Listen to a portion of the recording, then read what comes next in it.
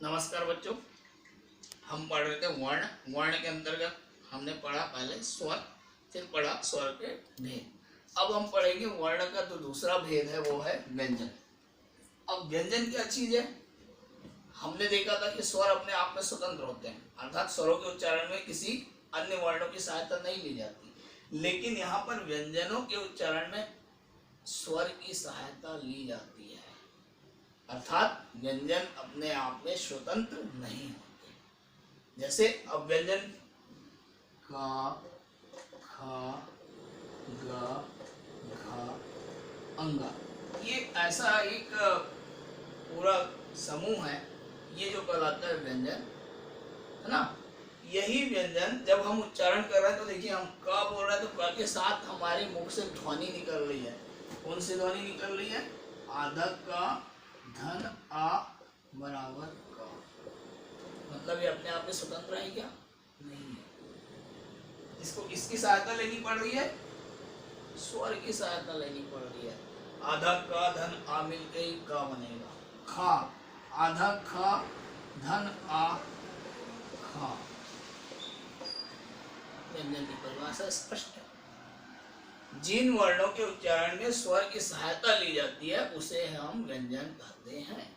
जिन वर्णों के उच्चारण में स्वर की सहायता ली जाती है उसे हम व्यंजन कहते हैं। स्पष्ट। अब देखिए व्यंजन के भी भेद हैं, और ये व्यंजन हिंदी में कितने हैं ये भी याद रखना, 33।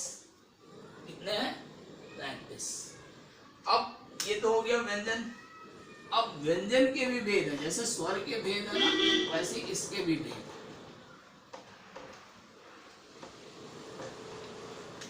भेद पहला है स्पर्श, दूसरा है अंतस्थ, तीसरा है ऊष्म।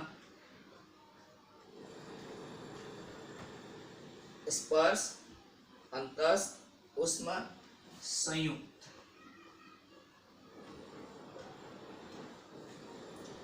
देखिए नाम से स्पर्श, स्पर्श हमारे मुख से जो ध्वनि निकलती है, वो ध्वनि निकलते समय हमारे मुख के किसी न किसी हिस्से को स्पर्श करती है, छूती है, उसे हम कहते हैं स्पर्श करना। तो ऐसे वर्ण जिनका उच्चारण करते समय ध्वनि मुख के किसी न किसी अंग को, किसी न किसी हिस्से को, चाहे जिह्वा को, चाहे तालु को, चाहे दंत को स्पर्श करती हो, वो कहलाएगा स्पर्श व्यंजन। अब स्पर्श व्यंजन में क्या आ जाएंगे? तो इनके 5 वर्ग हैं। स्पर्श व्यंजन के कितने वर्ग हैं? 5 वर्ग हैं। कौन कौन से ये देख लीजिए। क वर्ग, ख वर्ग, ग वर्ग, पूरा आपको ये याद रखना पड़ेगा। क, ख, ग, घ, अंगा, च, छ,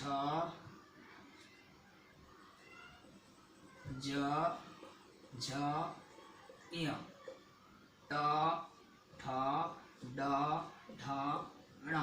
ये ऐसे 5 वर्ग हैं इसके, और इन 5 वर्गों के क वर्ग, च वर्ग, ट वर्ग, त वर्ग और प वर्ग, ये 5 वर्ग जो हैं स्पर्श व्यंजन में आते हैं। इसके बाद आएगा तथा तथा ना, इसके बाद आएगा प फ ब भ म।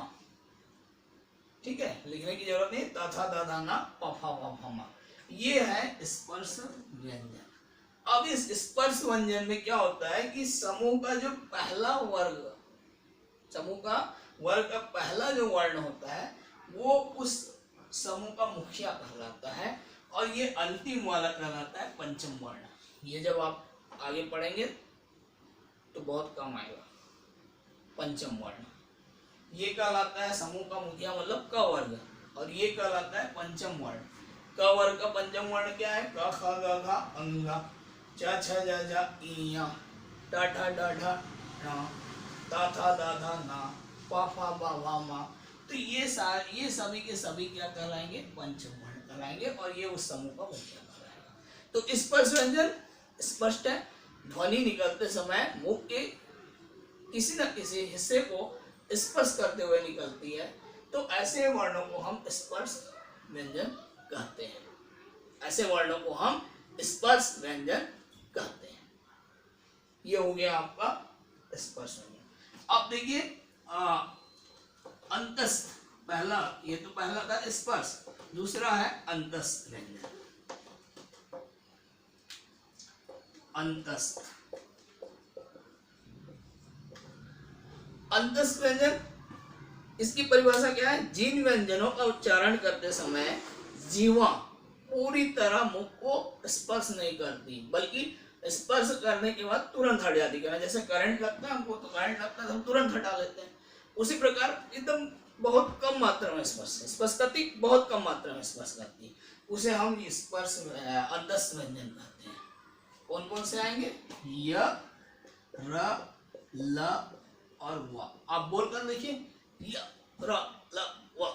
जीवा स्पर्श कर रहे, तुरंत हट जा रहा है जैसे हमको करंट लग रहा है।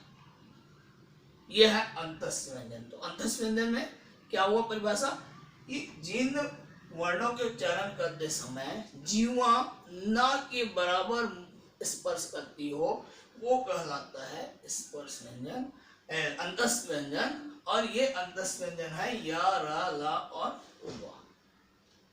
ठीक, अगला है इसके भेद के अंतर्गत अगला है ऊष्म व्यंजन। ऊष्म व्यंजन,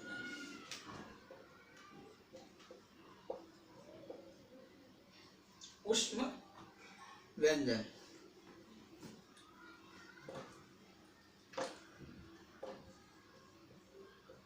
देखिए ऊष्म मतलब गर्म, ऊष्म मतलब गर्म। जिन व्यंजनों के उच्चारण करते समय मुख से निकलने वाली ध्वनि जो है एक गर्माहट के साथ निकलती है, उसे हम कहते हैं ऊष्म व्यंजन। अब कैसे गर्माहट के साथ निकलती है?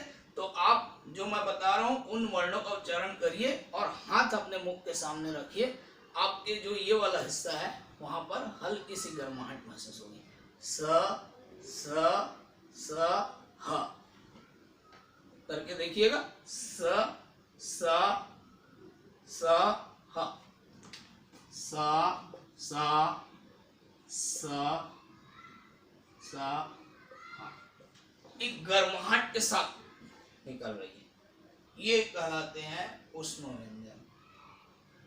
ऐसे वर्ण जो मुख से निकलते समय गर्माहट महसूस कराता है, गर्माहट के साथ निकलता है, वो कहलाता है ऊष्म व्यंजन। अब ये कैसे निकलता है?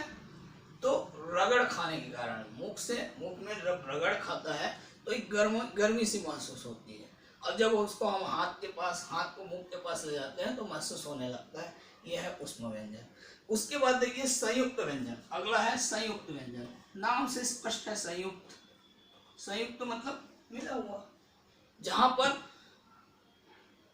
एक या अधिक वर्ण आपस में मिले होते हैं, एक से अधिक वर्ण आपस में मिले होते हैं, वो कहलाते हैं संयुक्त वर्ण। जैसे छ में आप देखिए, छ अपने आप में स्वतंत्र नहीं है, ये दो वर्णों से मिलकर बना है। कौन कौन से वर्णों से मिलकर बना है? तो आधा क और आधा श, इससे मिलकर बना है ये छ। तो ये कहलाता है संयुक्त व्यंजन। दूसरा है आपका संयुक्त व्यंजन में त्रा।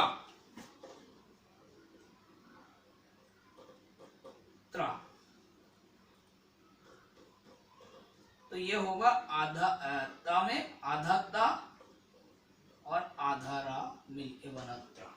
अब देखिए अगर हम इसमें हलन लगाते हैं तो ये हो जाएगा ऐसा, लेकिन यदि हम हलन हटा देते हैं तो इसमें स्वर भी मिला हुआ है। ये है संयुक्त व्यंजन। तो संयुक्त व्यंजन कितने हैं? छ, त्र, ज्ञ और श्र। छ, त्र, ज्ञ और श्र। तो ये हुआ व्यंजन के भेद। व्यंजन के भेद में आगे की कक्षा में आप पढ़ेंगे तो उसमें और आएगा, द्वित्व व्यंजन आएगा और संयुक्ताक्षर आएगा। तो अभी आपके लिए इतना पर्याप्त है।